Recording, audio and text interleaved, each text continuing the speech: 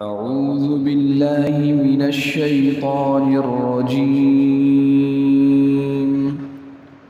بسم الله الرحمن الرحيم.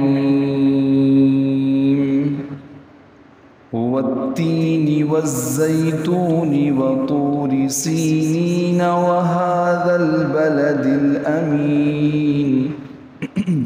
لقد خلقنا الإنسان في أحسن تقويم ثم رددناه أسفل سافلين إلا الذين آمنوا وعملوا الصالحات فلهم أجر غير ممنون.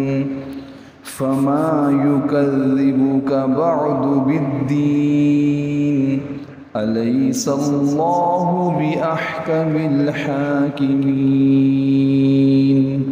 صدق الله العظيم. قرآن حکیم کی یہ 95 نمبر سورت ہے، سورۃ التین. اس سورت میں 8 آیات ہیں، اور یہ سورت بھی نبی کریم سرور دو عالم صلی اللہ علیہ وسلم کے مدینہ منورہ کی طرف سفر ہجرت سے پہلے نازل ہوئی ہے، اس لیے مکی سورتوں میں اس سورت کا شمار ہوتا ہے. اس سورت کا نام ہے تین، تا یا اور نون. تین کے معنی عربی زبان میں آتے ہیں انجیر.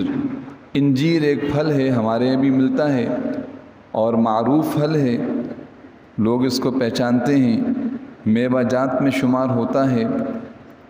تو اس سورت کا نام سورۃ التین اس لیے کہ پہلی آیت کے پہلے لفظ کے اندر اللہ پاک نے والتین ارشاد فرمایا اور قسم کھائی ہے انجیر کی. تو چونکہ انجیر کی قسم کھائی گئی اس لیے اس سورت کا نام سورۃ التین ذکر ہے تین کا اس میں.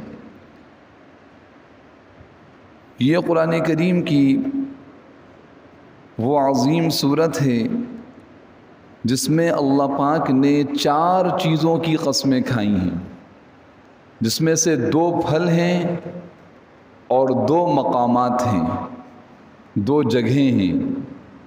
انجیر کی قسم کھائی اور زیتون کی قسم کھائی. یہ 2 پھل ہیں اور 2 مقامات ہیں. ایک ہے صحرائے سینا کے اندر کوہ طور. سینا کے صحرا، سینا نامی صحرا کے اندر طور نامی پہاڑ، جہاں حضرت موسیٰ علیہ السلام پر تورات نازل ہوئی. اور دوسری قسم کھائی ہے مقامات اور جگہوں میں سے بلد امین کی. بلد امین سے مراد مکۃ المکرمہ ہے. مکۃ المکرمہ جو ہمارے پیارے پیغمبر حضرت محمد صلی اللہ تعالی علیہ وسلم کا جائے پیدائش کا مقام بھی ہے، آپ کا کی رہائش بھی وہاں رہی ہے، اور آپ پر وحی کی ابتدا بھی، قرآن کریم کا نزول بھی مکۃ المکرمہ میں شروع ہوا ہے. اس لیے بلد امین کی قسم کھائی. مفسرین نے اس کو بیان فرمایا ہے کہ یہ قسمیں کیوں کھائی گئیں، انجیر کی قسم کیوں کھائی اور زیتون کی قسم کیوں کھائی.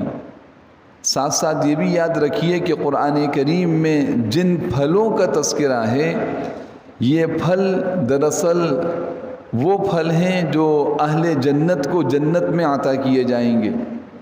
انجیر اور زیتون یہ جنتیوں کو ملیں گے. قرآن کریم میں کئی جگہ اللہ پاک نے بیان فرمایا کہ یہ پھل اہل جنت کو ملیں گے. اور یہ جو شکلیں ہمارے سامنے ہیں یہ بہت مختصر ہیں، یوں کہا جائے کہ اس کی صرف جھلکیاں دکھائی گئیں کہ ایسی انجیر ہوگی اور ایسا زیتون ہوگا، ایسا انار ہوگا اور ایسے کیلے ہوں گے، ایسے میوے ہوں گے، ایسے یہ سب یہ ان کی ایک صورت دکھائی گئی. ورنہ جو جنت کے انار ہوں گے، جنت کی انجیر ہوگی اور جنت کا زیتون، وہ اس سے ہزاروں لاکھوں بلکہ لا تعداد گنا زیادہ اعلیٰ ہوگا. تو مفسرین فرماتے ہیں ایک وجہ تو یہ کہ یہ دونوں پھل بڑے بابرکت ہیں، ان کی برکتیں وہ کھانے والوں کی زندگی کے اندر منتقل ہوتی ہیں، انسان کے لیے، اس کے جسم کے لیے بہت زیادہ مفید ہیں، اور اس کی طبیعت و مزاج کو بہت زیادہ اعتدال اور صحت پہ لانے والے ہیں۔ البتہ دوسری وجہ اہم ہے، وہ یہ کہ مقام مراد یہ پھل نہیں ہیں، بلکہ وہ مقام مراد ہے، وہ ممالک مراد ہیں، وہ شہر اور وہ جگہ مراد ہے جہاں یہ انجیر اور زیتون کثرت سے پیدا ہوتے ہیں۔ وہ کون سی جگہ ہے، وہ کون سا مقام ہے؟ وہ حضرت عیسیٰ علیہ السلام کی جائے پیدائش یعنی ملک فلسطین اور ملک شام ہے۔ پہلے یہ فلسطین الگ نہیں تھا، یہ پورا ملک شام کے اندر فلسطین داخل تھا۔ اب فلسطین الگ ملک ہے، شام الگ ملک ہے۔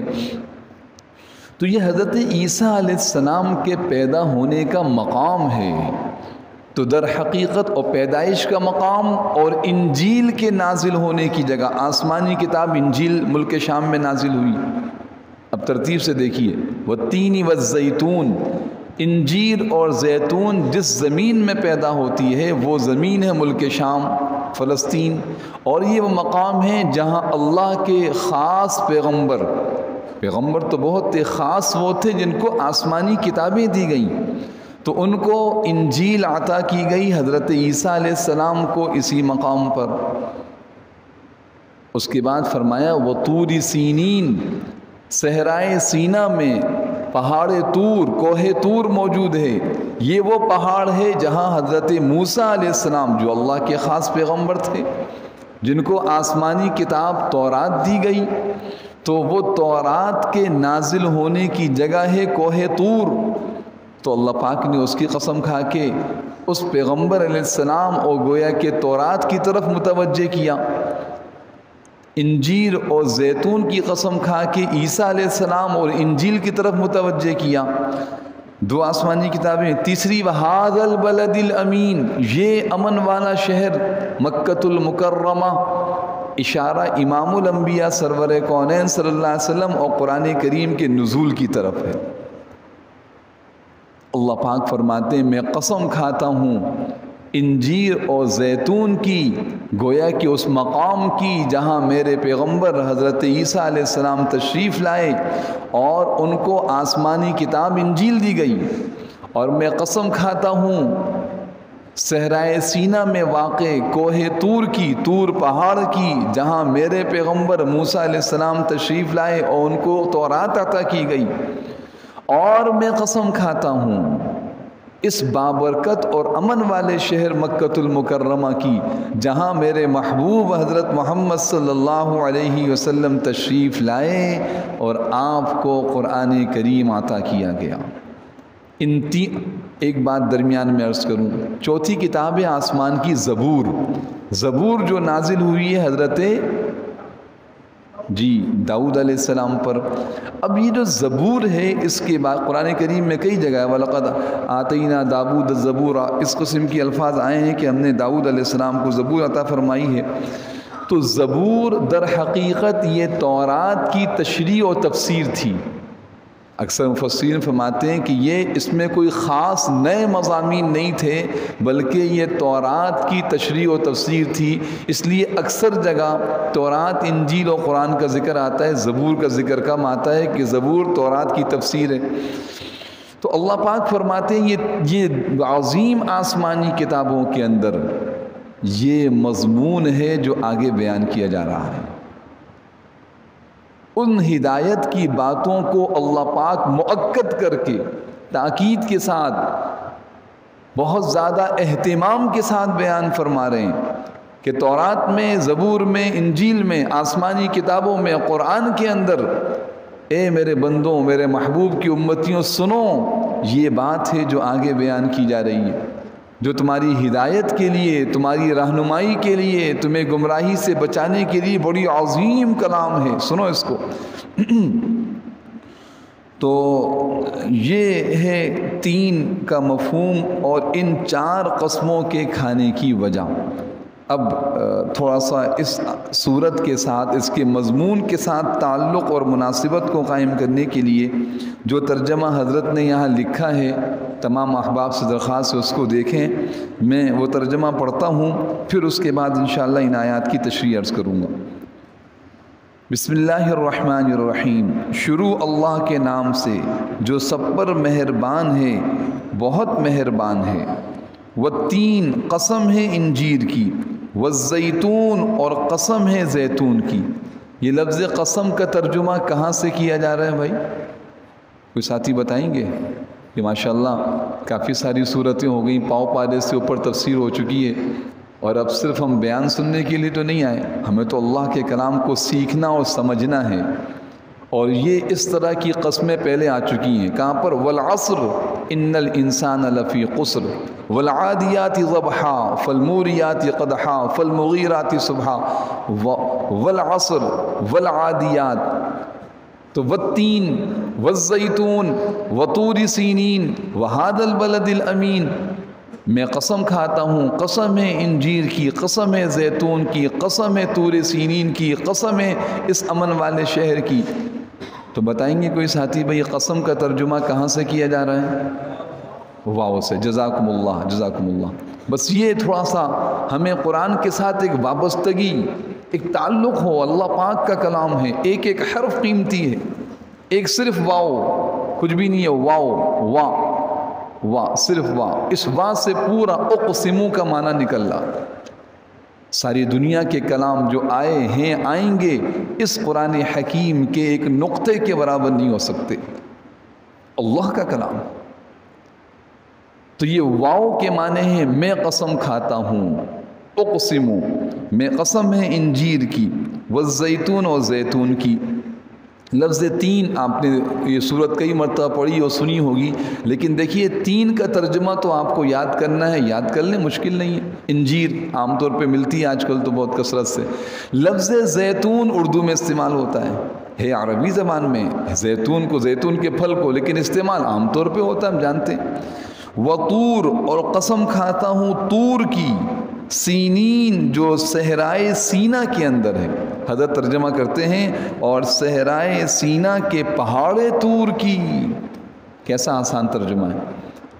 اور صحرائے سینا کے پہاڑ طور کی، یعنی وہ پہاڑ جس کا نام طور ہے، کہاں ہے؟ صحرائے سینا کے اندر، صحرا، صحرائی علاقہ، سینا نامی صحرا کے اندر طور کا جو پہاڑ ہے، جہاں حضرت موسیٰ علیہ السلام کو اللہ پاک نے جانتے ہیں کیا کہا تھا؟ سورہ طٰہٰ، یا موسیٰ انی انا ربک فاخلع نعلیک انک بالوادی المقدس طویٰ۔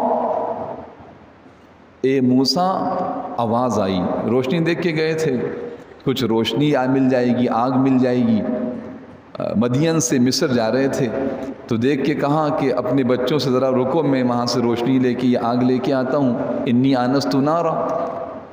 جب وہاں پہنچے تو آواز اللہ رب العالمین کی، اسی وجہ سے موسیٰ علیہ السلام کو کلیم اللہ کہا جاتا ہے، اللہ ان سے باتیں کرتے تھے، اللہ کے کلیم، آواز اللہ کی آواز، یا موسیٰ انی انا اللہ، اے موسیٰ میں اللہ تم سے بات کر رہا ہوں،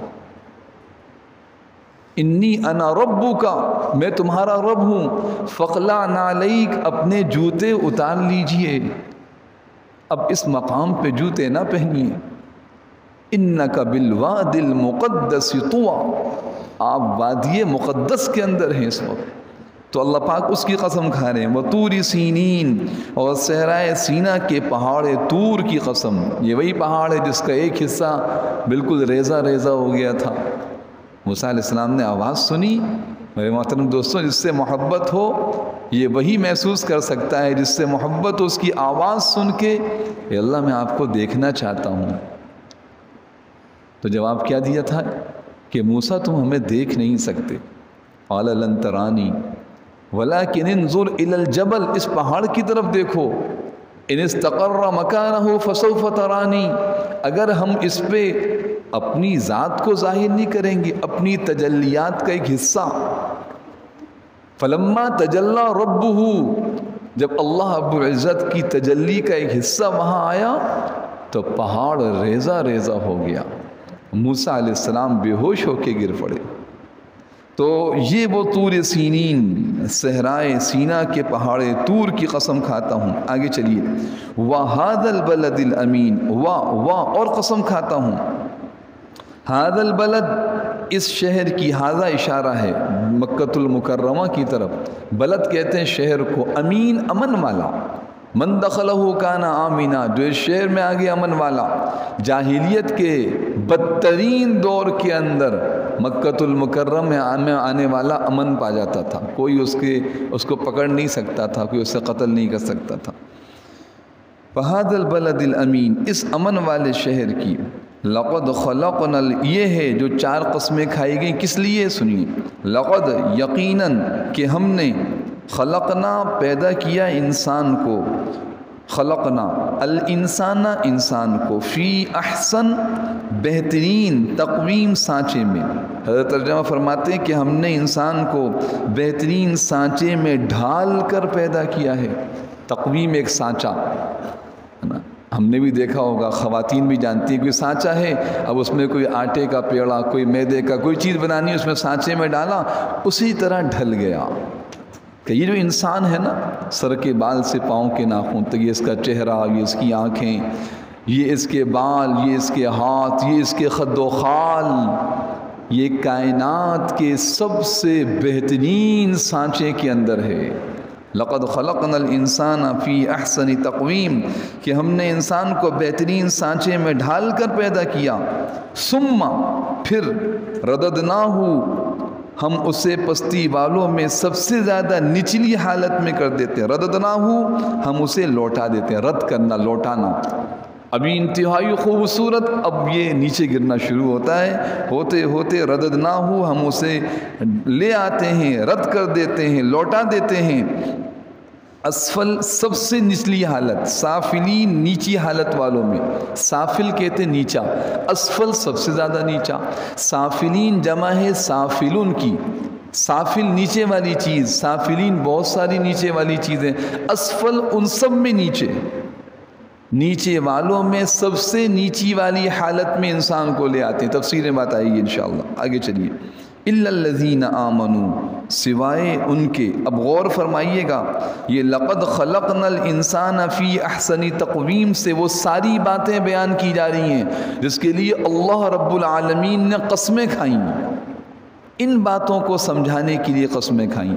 آپ سوچئے میں دو چار بڑی بڑی قسمیں کھاؤں، توجہ فرمائیے، میں قسم کھاؤں جی، میں، آپ لوگ سنیں بھائی، میں قسم کھاتا ہوں اللہ کی، اللہ کے رسول صلی اللہ علیہ وسلم کی، قرآن حکیم کی، مکۃ المکرمہ کی، میں دو چار قسمیں کھاؤں گا، آپ فوراً متوجہ ہو جائیں گے، پتہ نہیں کیا بات کرنا چاہتے ہیں۔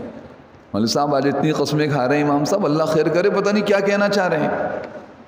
تو اللہ رب العالمین جو قسمیں کھاتے ہیں ایک کے بعد، یہ ترتیب ہے، آگے سورہ شمس میں کئی صورتوں میں آئے، آگے کوئی بڑی اہم بات، وہ اہم بات شروع ہو رہی ہے لقد خلقنا الانسان سے۔ دیکھیے، تو ہم انسان کو سب سے نیچے والی حالت میں لے آتے ہیں، الا، سوائے، الذین، ان لوگوں کے، آمنو، جو ایمان لائے، وہ بچیں گے اس پستی سے۔ وَعَمِلُوا الصَّالِحَاتِ، عَمِلُوا، اور اعمال کیے، صالحات، نیک، فَلَهُمْ، پس ان کے لیے، اجرٌ، ایسا اجر ہے، غیر ممنون، جو کبھی رکنے والا نہیں ہے، ختم ہونے والا نہیں ہے، غیر ممنون، اس کی کوئی مسلسل ان کو اجر ملتا چلا جائے۔ اور جب ساری باتیں بیان فرما دیں اور سمجھا دیں، پھر انسان کو اللہ پاک مخاطب کر رہے ہیں، فَمَا يُكَذِّبُكَ بَعْدُ بِالدِّينِ، پھر اے انسان، وہ کیا چیز ہے جو تجھے جزا اور سزا کو جھٹلانے پر آمادہ کر رہی ہے؟ بتا تو صحیح وہ چیز کیا، فما، کیا ہے وہ؟ یہ سوال استفہام ہے، فما، بتاؤ کیا ہے وہ؟ یکذب، جو تمہیں آمادہ کر رہی ہے جھٹلانے پر، تمہیں آمادہ کر رہی ہے، تم ایک غفلت میں مست زندگی گزار رہے ہو، گویا کہ تم اپنے عمل سے یہ کہہ رہے ہو مرنے کے بعد کوئی نیک اعمال کا بدلہ نہیں، مرنے کے بعد کوئی گناہوں کی سزا نہیں ہے، گویا کہ تم اپنے عمل سے جھٹلا، کون سی چیز ہے جو تمہیں آمادہ کر رہی ہے؟ یکذبک تمہیں جھٹلانے پر آمادہ کرے، بعدو اس کے بعد، اس ساری باتوں کے بعد، بالدین دین سے مراد کیا ہے جی؟ مالکی یوم الدین، جزا اور سزا، بدلہ، بدلے نیک اعمال کی جزا، برے اعمال کی سزا۔ وہ جزا اور سزا سے کون سی چیز ہے تمہیں اس پہ آمادہ کر رہی ہے کہ تم جھٹلاؤ اسے؟ کچھ نہیں جی، مرنے کے بعد کچھ نہیں۔ چلیے آگے، الیس اللہ، کیا اللہ نہیں ہے؟ الیس اللہ، کیا اللہ نہیں ہے؟ بِأَحْكَمِ الْحَاكِمِينَ، سارے حکمرانوں سے بڑھ کر حکمران۔ احکم الحاکمین، حاکم حکمران، حاکمین بہت سارے، ساری دنیا کے صدر لے لیں، ساری دنیا کے وزیر، امریکہ، یورپ، فرانس، جرمنی، روس، بڑے بڑے طاقتور صدر ہیں، چلے گئے آئیں گے، سب کو لے لیں۔ اللہ نے حاکمین جمع ارشاد فرمایا، ان سارے حاکموں اور بادشاہوں سے بڑھ کر اللہ حاکم نہیں ہے؟ جب دنیا کے حاکم اپنے وفاداروں کو بہترین بدلہ دیتے ہیں، اپنے مجرموں کو سخت سزا دیتے ہیں، تو کیا احکم الحاکمین کے پاس یہ نظام نہیں ہوگا؟ ترمذی شریف میں، مسلم شریف، کئی احادیث میں حضور اکرم صلی اللہ علیہ وسلم نے ارشاد فرمایا کہ جب مسلمان قرآن کریم کو پڑھنے اور سننے والا اس آیت کو پڑھے اور سنے تو کیا کہے؟ دیکھیے نیچے لکھا ہوا ہے، میں پڑھ کے سناتا ہوں۔ اس صفحے کے اخیر میں ابو داؤد و ترمذی کی ایک حدیث سے معلوم ہوتا ہے کہ اس آیت کو پڑھنے کے وقت یہ کہنا مستحب ہے، بلا وَأَنَا عَلَى ذَلِكَ مِنَ الشَّاهِدِينَ۔ جب پڑھیں الیس اللہ بِأَحْكَمِ الْحَاكِمِينَ، کہ اللہ سارے بادشاہوں سے بڑھ کر بادشاہ نہیں ہے، تو کیا کہیں؟ بلا، کیوں نہیں، وَأَنَا عَلَى ذَلِكَ مِنَ الشَّاهِدِينَ، اے میرے رب میں گواہی دیتا ہوں اس بات کی کہ اللہ تعالیٰ سارے حکمرانوں سے بڑھ کر حکمران ہے، سارے حاکموں پر اللہ کی حکومت چلتی ہے، میں اس کی گواہی دیتا ہوں۔ تو یہ کہنا مستحب ہے، اور جب بندہ یہ کہتا ہے تو اللہ خوش ہوتے ہیں، کیونکہ سوال کیا الیس اللہ بِأَحْكَمِ الْحَاكِمِينَ، تو اللہ خوش ہو کے فرماتے ہیں کہ ہاں میرے بندے نے میرے اس سوال کا جواب دیا، اس سوال کا جواب دیا۔ تو یاد رکھیے اس کو، جب بھی پڑھیں، جب بھی سنیں، جب بھی مطالعہ کریں، جب بھی قرآن کی تلاوت کریں، الیس اللہ بِأَحْكَمِ الْحَاكِمِينَ، تو کیا کہیں گے؟ بلا، کیوں نہیں، وَأَنَا، اور میں، عَلَى ذَلِكَ، اس بات پر کہ اللہ سارے حاکموں سے بڑھ کے حاکم ہیں، مِنَ الشَّاهِدِينَ، میں گواہی دیتا ہوں، اے اللہ میں اس بات پہ گواہ، میں تسلیم کرتا ہوں اس کو، میں مانتا ہوں اس کو۔ تو یہ ترجمہ اور مفہوم اور لفظی اعتبار سے بھی تقریباً سارے الفاظ آ گئے۔ اب تھوڑی تشریح اس کی دیکھیے۔ اللہ رب العالمین نے قسم فرمائی، کھائی ہے تین کی اور زیتون کی۔ میں عرض کر چکا ہوں، انجیر اور زیتون کی قسم ان پھلوں کی عمدگی اور برکت کی وجہ سے بھی، انجیر اور زیتون کی قسم حضرت عیسیٰ علیہ نبینا علیہ السلام کے جائے پیدائش ملک شام و فلسطین، اور عیسیٰ علیہ السلام پر نازل ہونے والی کتاب انجیل، اس کی طرف اشارہ ہے۔ کیوں؟ ساری دنیا میں جب سے قرآن نازل ہوا ہے قیامت تک بڑی بڑی تین اقوام ہوں گی، مذہب کے اعتبار سے، رنگ و نسل کے اعتبار سے نہیں، قوم قبیلے کے اعتبار سے نہیں، مذہبی اعتبار سے تین بڑی بڑی اقوام ہوں گی۔ غور کر لیجیے۔ نمبر 1 عیسائی، غور کر لیں دنیا میں عیسائی کتنے ہیں۔ نمبر 2 یہودی، نمبر 3 مشرکین، کافر، اب اس میں ہندو لے لیں، بت پرست لے لیں، آگ کو پوجنے والے، پتھروں کو، سارے۔ تو عیسائیوں کو متوجہ کیا والتین والزیتون کہہ کے کہ اللہ قسم کھا رہے ہیں عیسیٰ علیہ السلام کی جائے پیدائش کی، وہ عظیم پیغمبر جس پہ اللہ کی سچی کتاب نازل ہوئی، اس پیغمبر کی دعوت اور اس کتاب کا پیغام یہ ہے جو آگے بیان کیا جا رہا ہے۔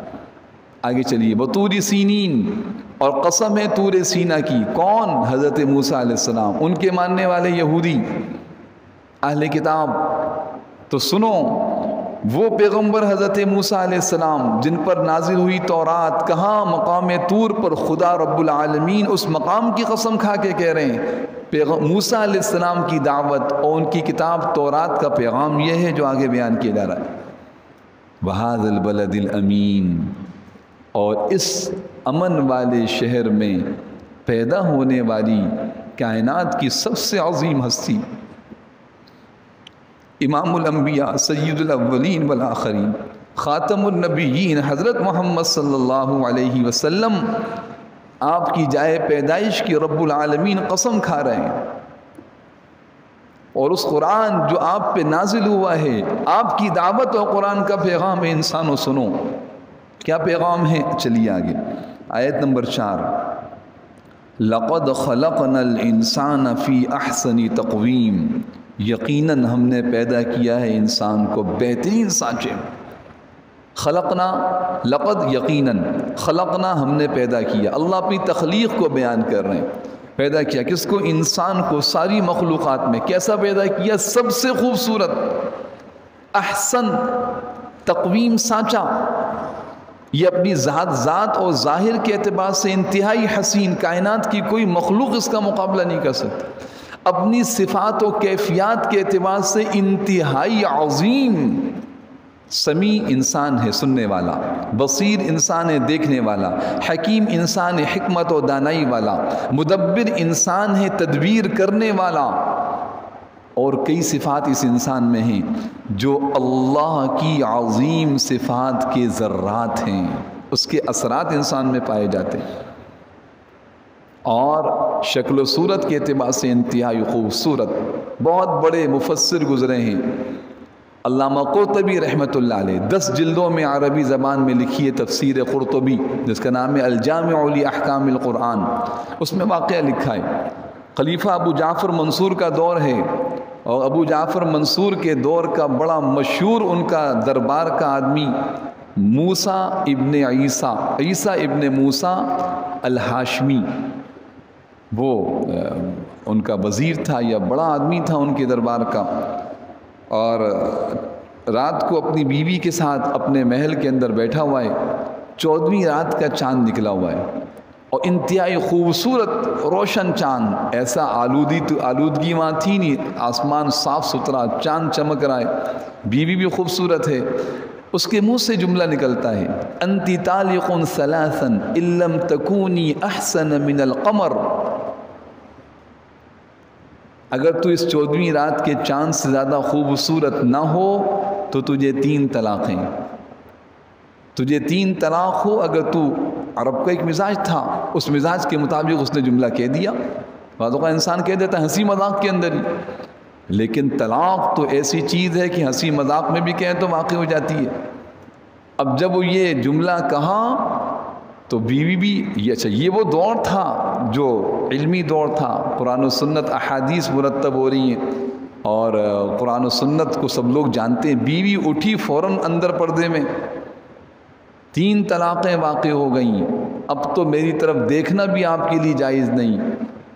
ہم جیسے نادان لوگ ہیں، احکام کو نہ جاننے والے، تو فوراً کہتے جی مولوی صاحب غصے میں طلاق دی تھی میں نے. طلاق کوئی ہنسی خوشی دی جاتی ہے. تو یہ نہیں کہا کہ مذاق کی بات تھی، کہا مذاق ہو یا سنجیدگی ہو، طلاق وہ چیز ہے منہ سے الفاظ نکلے طلاق واقع ہو جاتی. لہذا وہ پردے میں چلی گئی. رات بڑی بے چینی میں گزری. صبح خلیفہ کے دربار میں حاضری ہوئی، پورا واقعہ بیان کیا. خلیفہ نے علماء کو اپنے علاقے، غالباً بغداد تھا تو وہاں کے سارے اہل علم کا ایک مجمع تھا، اہل فتاویٰ، سب کو جمع کیا. سب نے بیک وقت طلاق ہو گئی. ایک انسان 14ویں رات کے چاند سے زیادہ خوبصورت کیسے ہو سکتا ہے؟ امام اعظم امام ابو حنیفہ رحمۃ اللہ علیہ کے ایک شاگرد خاموش بیٹھے تھے. خلیفہ نے پوچھا حضرت آپ بھی فرمائیں. کہا میرے پاس اس بات کی مستحکم اور مضبوط دلیل ہے کہ 1 طلاق بھی واقع نہیں ہوئی. اور عیسیٰ ابن موسیٰ ہاشمی اپنی بیوی کے ساتھ بالکل ان کا نکاح قائم ہے. کا دلیل کیا ہے؟ یہ آیت پڑھی، سورہ 3 کی یہ آیت تلاوت کی. لقد خلقنا الانسان فی احسن تقویم. اللہ فرما رہے ہیں ہم نے انسان کو خوبصورت نہیں، سب سے خوبصورت، حسین خوبصورت، احسن سب سے زیادہ خوبصورت، اس سے خوبصورت کوئی نہیں. ہم نے انسان کو سب سے خوبصورت سانچے میں ڈالا ہے. جب اللہ فرما رہے انسان کو خوبصورت بنایا ہے تو یہ طلاق کیسے واقع ہو سکتی ہے؟ تمام اہل علم نے، بادشاہ خود بھی علم رکھتے تھے، کہا کہ سب خاموش، کوئی جواب ہی نہیں اس کا، یہ مضبوط ترین دلیل ہے۔ تو میرے محترم دوستوں، آپ پیشانی کے بالوں سے اپنا جائزہ لینا شروع کر دیں، کیسی آنکھیں بنائیں، کیسی ناک بنائی، کیسا یہ جو انسان کا سر بنایا، پورا ایک نظام اس کے اندر چل رہا ہے۔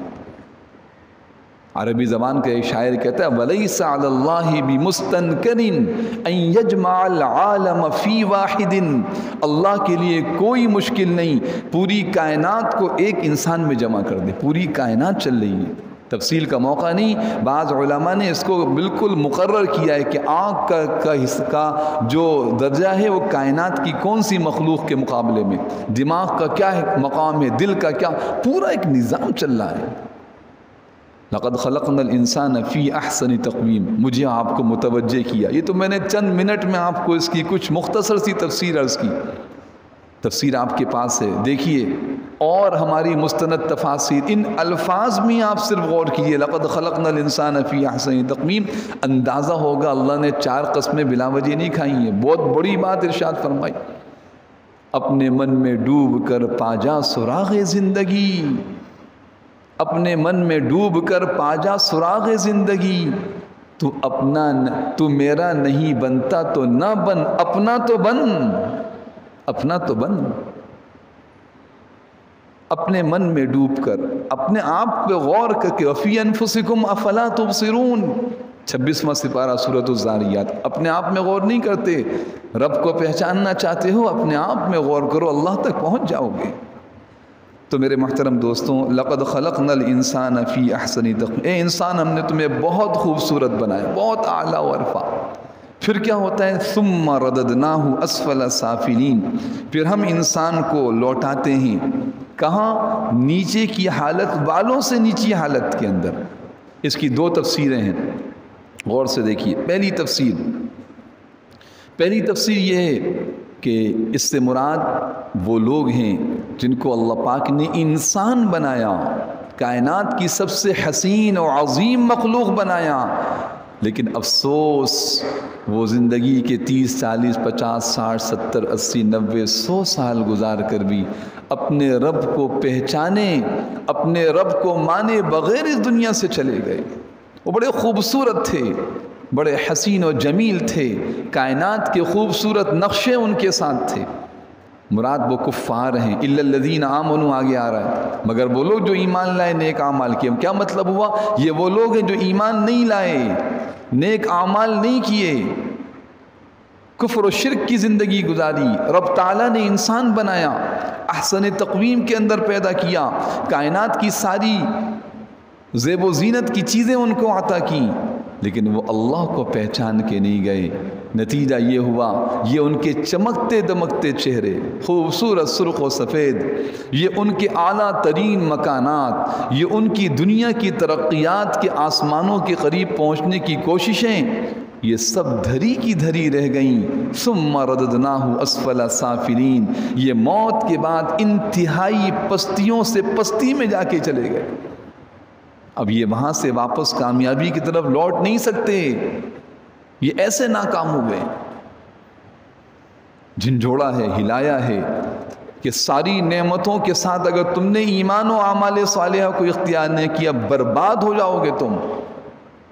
یعنی ایک طرف تو تمہارا مقام وہ ہے کہ حسین ترین مخلوق ہو کائنات کی، ایمان لے آؤ، اعمال صالحہ اختیار کرو تو مسجود ملائک بن جاؤ، فرشتوں کی سجدہ گاہ، فرشتے تمہیں سجدہ، فرشتوں سے آگے نکل جاؤ۔ اور دوسری طرف ایمان و اعمال صالحہ نہ لاؤ تو اسفل السافلین کے اندر پہنچ جاؤ گے، اس پستی سے تمہیں کوئی نکالنے والا نہ ہوگا۔ تو پہلا مفہوم کیا ہوا بھائی کہ رددناہ اسفل سافلین سے کون مراد ہے؟ وہ دنیا کے انسان جن کو اللہ نے دنیا کی خوب نعمتیں دی ہیں اور دنیا کا حسین ترین بنایا۔ اور شاید میں اس جگہ یہ جملہ کہہ دوں تو اور اچھی طرح واضح ہو جائے کہ ایک طرف تو امریکہ، یورپ، ملک شام کے رہنے والے سرخ و سفید انسان ہیں، ان کو ہم کہتے ہیں حسین ترین، لیکن قرآن کہہ رہا ہے افریقہ اور جناب وہ ان علاقوں کے رہنے والے جو سیاہ فام ہیں، موٹے ہونٹ اور ان کے خاص نقوش، وہ بھی کائنات کے حسین ترین لوگ ہیں، کیونکہ انسان ہیں۔ ان کے حسن کو قائم رکھنے والی چیز ایمان و اعمال صالحہ ہے۔ ان کی ان ساری نعمتوں کو ختم کر کے پستیوں میں دھکیل دینے والی چیز ایمان و اعمال صالحہ کو اختیار نہ کرنا ہے۔ تو ایک مفہوم تو یہ ہو گیا۔ دوسرا مفہوم اس سے عظیم، اس کو اکثر مفسرین نے لیا ہے کہ نہیں، یہ انسان کی پیدائش کی حالتوں کو بیان کیا جا رہا ہے۔ ہم نے جب انسان کو پیدا کیا، چھوٹا بچہ ایسا ہوتا ہے جیسے موتی کی طرح خوبصورت، حسین و جمیل۔ اب جب وہ بڑا ہوتا ہے، جوان ہوتا ہے، تو اس کی جوانی، اس کی بینائی، اس کی شکل و صورت، اس کی رعنائی، اس کی بازوؤں میں قوت، اس کی زندگی کی کیفیت بالکل منفرد ہوتی ہے۔ پھر کیا ہوتا ہے؟ پھر یہ انسان جس نے اپنے جسم و جان کو بہت بہترین اور خوبصورت بنایا ہوتا ہے، آج دیکھیں ساری دنیا میں کس چیز کی محنت ہو رہی ہے؟ ہمارا جسم صحت مند رہے، ہماری قوت و طاقت باقی رہے۔ اب یہ اس پہ محنت کرتے کرتے، لیکن اب 40 سال کے بعد کہتے ہیں اترنا شروع ہوتا ہے۔ 40 سال تک چڑھائی چل رہی تھی، اوپر جا رہے تھے، اب 40 سال کے بعد اترائی شروع ہوتی ہے۔ آہستہ آہستہ بال بھی سفید ہو گئے، چہرے پہ جھریاں آ گئی، چہرے کا وہ نور ختم ہوا، آنکھوں کی روشنی، بازوؤں کی قوت، جسم نے، ہڈیوں نے گوشت کو چھوڑنا شروع کیا۔ اب یہ نیچے آنا، ساری دنیا کی طاقتیں خرچ کر کے یہ اپنی طاقت کو، اپنی وہ جوانی کو واپس نہیں لا سکتا۔ غور کیجئے گا، یہ قرآن کی بڑی اہم تفسیر عرض کر رہا ہوں اس آیت کی۔ ثم رددناہ اسفل سافلین، لقد خلقنا الانسان فی احسن تقویم ثم رددناہ اسفل سافلین۔ اب وہ نیچے کی طرف آنا شروع ہوا، 50 60 70 80 سال کو پہنچ گئے۔ 80 سال کے آدمی کی کیا کیفیت ہوتی؟ یہی 80 سال والا 20 سال کا بھرپور نوجوان بھی تھا، لیکن یہ اپنی جوانی کی ایک چیز کو واپس نہیں لا سکتا۔ اب یہ اسفل السافلین کی طرف جا رہا ہے، نیچے اتر رہا ہے۔ اب یہاں آ کے سوچئے، یہاں دو قسم کی عمر کے اس عمر کے لوگ دو قسم پر ہیں۔ ایک تو ہے ایمان اور اعمال صالحہ والا، توجہ کیجئے گا، اور ایک وہ ہے جس کے سامنے کوئی تصور نہیں موت کے بعد کا، بس مر جاؤں گا تو ختم، مانتے ہی نہیں موت کے بعد کی زندگی کو، اگر جان بھی لے تو بس وہ کفر و شرک کے اندر ڈوبا ہوا ہے۔ تو اس کی حسرتوں اور افسوس کی کیا انتہا ہوگی کہ وہ بولے جی اب بس ختم، 80 سال میں مر جاؤں گا، ختم، کچھ بھی، ساری محنتیں، ساری قوتیں، ساری طاقتیں، ساری نعمتیں روح نکلنے پر ختم، کچھ بھی باقی نہیں رہے گا۔ اسفل السافلین میں آ چکا ہوں، انتہائی پستی میں آ چکا ہوں، دوبارہ نہیں لوٹ سکتا۔ اس لیے عربی زبان کا مقولہ ہمارے علماء طلبہ ہیں، آپ نے پڑھا ہوگا، لیت الشباب یعود، لیت الشباب یعود، کاش جوانی لوٹ آئے، لیت، کاش، تمنا، وہ چیز جو کہ واپس نہ آ سکتی۔ اب یہ کافر ہے، اس کے سامنے کوئی زندگی نہیں، یہ انتہائی حسرت و افسوس کے اندر۔ اس کے برعکس ایمان والا، یہ جوان تھا تو اللہ کی عبادت کرتا، اب نیچے پستی کی طرف آ رہا ہے، اس کا بیلنس بڑھتا جا رہا ہے، اس کے پاس نیک اعمال ہیں، اللہ کی رضا ہے، فرائض ہیں، سنتیں ہیں، واجبات ہیں، انسانی ہمدردی، یہ سارے آگے اس کے پاس بہترین زندگی ہے کہ موت کے بعد میں نے بس یہ ختم نہیں، میں اس پوری 40-50 سال کی زندگی کا بہترین بدلہ مجھے ملنے والا ہے۔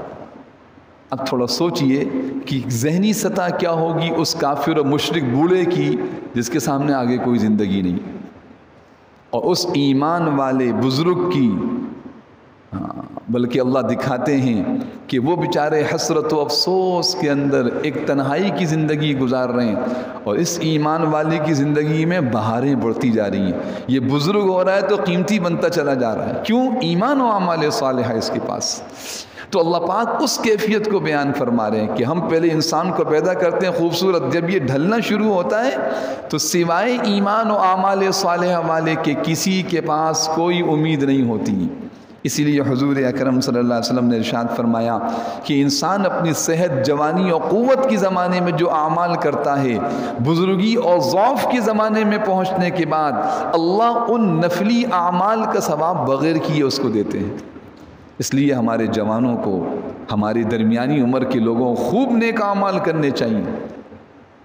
ہمارے معاملہ الٹا ہو گیا، نفلیں جب پڑھیں گے، پہلی صف میں جب آئیں گے جب بوڑھے ہو جائیں گے۔ نہیں بھائی، یہ وقت ہے محنت کا، اس وقت کے نیک اعمال، اس وقت کی نفلی عبادات، روزے، قرآن کی تلاوت، اللہ کا ذکر۔ بڑھاپا آ گیا، خدا نہ کرے کوئی بیماری آ گئی اور اعمال میں کمی آئی، اللہ بغیر کیے ثواب دیں گے، تو کیسے نفع کی بات ہے۔ تو یہ ایک مفہوم یہ بھی ہے کہ ثم رددناہ اسفل سافلین، دونوں مفہوم سامنے رکھیے۔ پھر رددنا، ہم لوٹا دیتے ہیں، رد کرتے ہیں، لوٹاتے ہیں انسان کو، اسفل سافلین، نیچے والوں میں سے نیچے لوگوں کو، الا الذین آمنوا، سوائے ان لوگوں کے جو ایمان لائے، وعملوا الصالحات، اور نیک اعمال کیے، فلہم اجر غیر ممنون۔ اللہ اکبر، یہ ہے فلہم اجر غیر ممنون، جو اس دوسری تفسیر کو بہت کھول کے بیان کر رہا ہے۔ یہ بوڑھا کافر اور مشرک، بڑھاپا آیا، یہ کہہ رہا آگے ختم، آگے اندھیرا ہے، اس کے سامنے کچھ نہیں ہے۔ بات واضح ہو رہی ہے جی؟ اس کافر اور مشرک 80 سال کے بوڑھے کے آگے، بوڑھا مرد اور بوڑھی عورت ہو، آگے کچھ نہیں، آگے اندھیرا ہے۔ اور ایمان والے کے، اس کے آگے تو ایک زندگی ہے۔ قرآن کہتا ہے فَلَهُمْ أَجْرٌ غَيْرُ مَمْنُونَ، تم 80 سال کی ہو گئے ہو، تم قبر میں جاؤ گے، تمہیں وہ نیک اعمال ہو، تمہیں وہ راحتیں ہو، وہ نعمتیں، تم نے 80 سال اللہ کو راضی کرنے کی محنت کی ہے، تم خالی ہاتھ تھوڑی آ رہے ہو۔ فَلَهُمْ، ان کے لیے اجر، ایسا اجر ہوگا، غیر ممنون، جس کی کوئی انتہا، رکنے والا نہیں ہے وہ اجر۔ اور اشارہ ہے اس بات کی طرف کہ ایمان و اعمال صالحہ خود بھی اختیار کرنے، اوروں پر بھی محنت کرنی ہے۔ آپ کے ذریعے سے ایک آدمی نماز پڑھنے والا بنا، قرآن پڑھنے والا بنا، دین پہ عمل کرنے والا بنا۔ اس لیے یہ جو دین کے سلسلے ہیں، تبلیغ ہے، تعلیم ہے، خانقاہیں ہیں، میرے محترم دوستو، اس کو معمولی مت سمجھیں۔ یوں سمجھیں کہ میرے حصے کی ایک اینٹ یہاں لگنی چاہیے، اس مدرسے میں، اس مسجد میں، اس خانقاہ میں، اس دین کی محنت میں قیامت تک محنت ہوتی رہے گی، قرآن پڑھا جاتا رہے گا، نیک اعمال ہوتے رہیں گے، ہم قبروں میں ہوں گے۔ فَلَهُمْ أَجْرٌ غَيْرُ مَمْنُونَ، ایسا اجر ملے گا، رکے گا نہیں۔ جو جملہ میں اکثر عرض کرتا ہوں، کتنے خوش نصیب ہیں وہ لوگ جن کی سانسیں تو رک جائیں، نیکیاں نہ رکیں، جن کی سانسیں تو رک جائیں لیکن نیکیاں نہ رکیں۔ یہ مدرسہ ہے، اور مدرسے ہیں دنیا کے اندر، قرآن پڑھ رہے ہیں بچے، یہ بڑے ہوں گے اور قرآن آگے، یہ ان کو پڑھانے والے، ان کے ساتھ تعاون کرنے والے سب قبروں میں ہیں، لیکن نیک اعمال فَلَهُمْ أَجْرٌ غَيْرُ مَمْنُونَ۔ اللہ اکبر، کیسی، یعنی اللہ نے کیا نظام پیش کیا ہے۔ جب اس سب کو بیان کر کے اللہ آخری دو آیتیں فرما رہے ہیں، غور سے سنیے، فَمَا يُكَذِّبُكَ بَعْدُ بِالدِّينِ، اے انسان اس سب کو میں نے بیان کیا، اب بھی تو غفلت کی زندگی گزار رہا ہے۔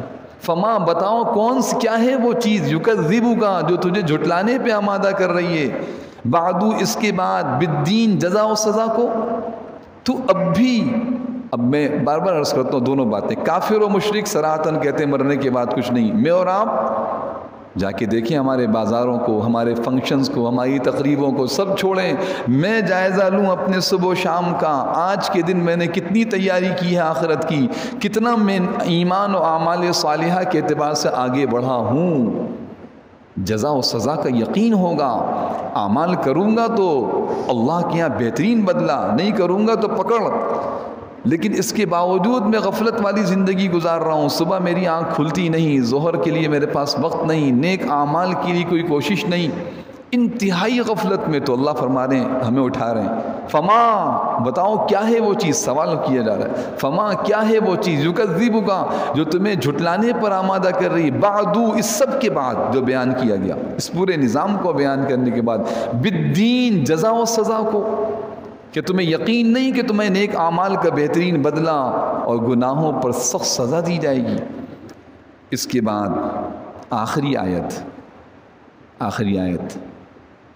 آج دنیا کے بادشاہوں کے آرڈروں سے ڈرتے ہو، تمہیں یہ خوف ہے کہ جناب یہ سپر پاور، آپ لوگ سن رہے ہوں گے آج کل جی اس بات کی کوشش ہو رہی ہے ہمارا پاکستان گرے لسٹ سے نکل جائے. ایک خوف ہم گرے لسٹ میں شامل ہیں، دنیا کی عالمی طاقتیں ہمارے خلاف ہو سکتی ہیں، ان کا خوف ہمارے دلوں میں. یعنی انسان کی فطرت میں ہے کہ دنیا کے بادشاہ اپنے وفاداروں کو بہترین بدلہ دیتے ہیں، اپنے مجرموں کو سزا دیتے ہیں. یہ نظام جزا و سزا دنیاوی حکومتوں میں چلتا ہے. تو مجھے اور آپ کو اللہ پاک ایک یقین دے رہے، الیس اللہ، اے انسانوں کی اللہ نہیں ہے بِأَحْكَمِ الْحَاكِمِينَ، ان سارے حاکموں سے بڑھ کر حاکم. میں نے ابھی عرض کیا اس حاکمین یا حاکمون کی جمع ہے. یہ آج کے 150-200 ممالک کے بادشاہ صدر وزیر شامل نہیں ہیں. جب سے کائنات بنی ہے جناب، وہ سکندر اعظم کو لے لیں، وہ نیپولین کو لے لیں، وہ چرچل کو، دنیا کے بڑے بڑے ہٹلر کو لے لیں جناب، وہ جن کے نام سے لوگ کانپا کرتے تھے، جنہوں نے کھوپڑیوں کے مینار بنائے تھے، ان سارے حاکموں سے بڑھ کر اللہ حاکم ہے. الیس اللہ بِأَحْكَمِ الْحَاكِمِينَ، کہ اللہ ان سارے حاکموں سے بڑھ کر جب حاکم ہے اور تمہیں نیک اعمال پہ بہترین بدلہ دے گا، گناہوں پہ سزا دے گا، تو پھر بچو اللہ کی نافرمانی سے اور دوڑو اللہ کی اطاعت و فرما برداری کی طرف. یہ تقاضا ہے اللہ کے اس پیغام کا. تو سب نیت کرتے ہیں انشاءاللہ. میں چند الفاظ میں اس کا خلاصہ عرض کرتا ہوں اس سورت کا، پھر ایک مرتبہ اس کی تلاوت کرتے ہیں تاکہ اس کا مفہوم دل و دماغ میں اتر جائے. خلاصہ یہ ہے کہ قسمیں کھا کے اللہ پاک ہماری پیدائش کو بیان کر رہے ہیں کہ آسمانی پیغامات کی قسمیں، میرے معزز پیغمبروں کی پیغامات کی قسمیں سنو. انسان کو خوبصورت بنایا ہے. اگر تم اس خوبصورتی میں آگے بڑھنا چاہتے ہو، تمہاری زندگی کے مراحل تو نیچے ہوں گے، تمہارے جسم کے اندر کمی و تغیر آئے گا، لیکن تم روحانی اور ایمانی اللہ کے قرب کے اونچے درجات کو، فرشتوں سے آگے نکلنا چاہتے ہو تو ایمان و اعمال صالحہ اختیار کرو. اس کے علاوہ کوئی راستہ نہیں ہے جو تمہیں ناکامی و پستی سے بچا سکے. اگر ایسا نہیں کرو گے تم حیوانوں سے سافلین، اسفل السافلین میں چلے جاؤ گے. اور اس جزا و سزا کے نظام کو سمجھو، کیونکہ احکم الحاکمین کی ذات ہر وقت تمہیں دیکھ رہی ہے. اس کا احکم الحاکمین ہونا تمہیں جزا و سزا کے یقین پہ لے کے آئے گا، اور نتیجتاً تم ایمان و اعمال صالحہ اختیار کرو گے اور اللہ کی نافرمانی سے بچو گے. اللہ سبحانہ و تعالی ہمیں ان آیات کا یقین نصیب فرما دے.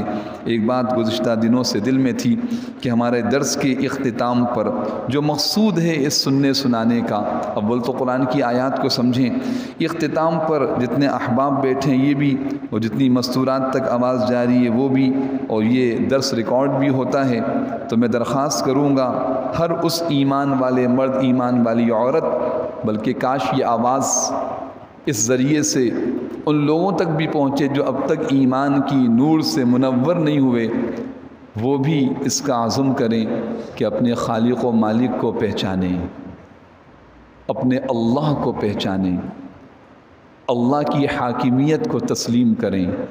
اور اس کے بعد ہر درس کے اختتام پر ہم دل کی گہرائیوں کے ساتھ اپنی سابقہ زندگی پر سچی توبہ کریں. میں بھی توبہ کرتا ہوں، آپ بھی توبہ کریں کہ یا اللہ جتنے گناہ نافرمانیاں ہوئیں یا اللہ ہمیں معاف فرما دیجیے. اور عزم کریں کہ اب سے، اور یقین رکھیں جب سچی دل کی ندامت سے آپ معافی مانگیں گے، اللہ یقیناً 100% اس کا یقین ہو کہ اللہ نے ہمیں معاف کر دیا ہے. اور عزم کریں کہ جو کوتاہیاں ہوئی ہیں حقوق اللہ میں سے، نماز روزہ اس کو ادا کریں گے، حقوق العباد میں سے ان کے حقوق ادا کریں گے. ہر اس دینی مجلس کے اختتام پہ سچی توبہ کر کے اٹھا کریں تو انشاءاللہ ہمارے سننے اور کہنے کا مقصد پورا ہوگا. اور اس کا عزم کر کے اٹھیں کہ اب سے لے کے آخری سانس تک اللہ کی عبادت و اطاعت والی زندگی گزاریں گے. سب توبہ کرتے ہیں انشاءاللہ. ان آیات کو پڑھ لیجیے، سن لیجیے، میرے ساتھ پڑھ بھی لیجیے اور اس کے مفہوم پر بھی غور کرتے جائیے. اعوذ باللہ من الشیطان الرجیم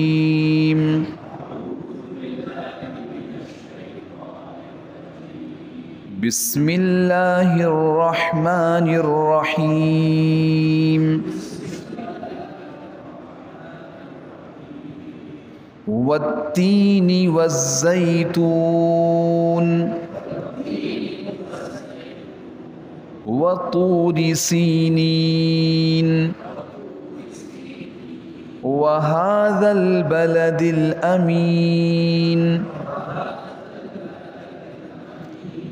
لقد خلقنا الإنسان في أحسن تقويم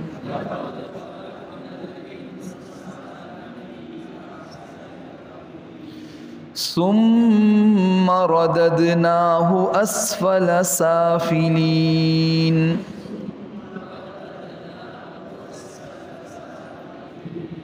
إلا الذين آمنوا وعملوا الصالحات فلهم أجر غير ممنون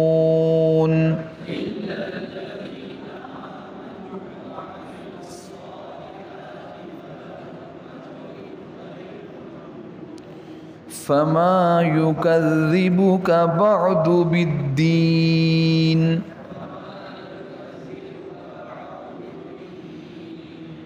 أليس الله بأحكم الحاكمين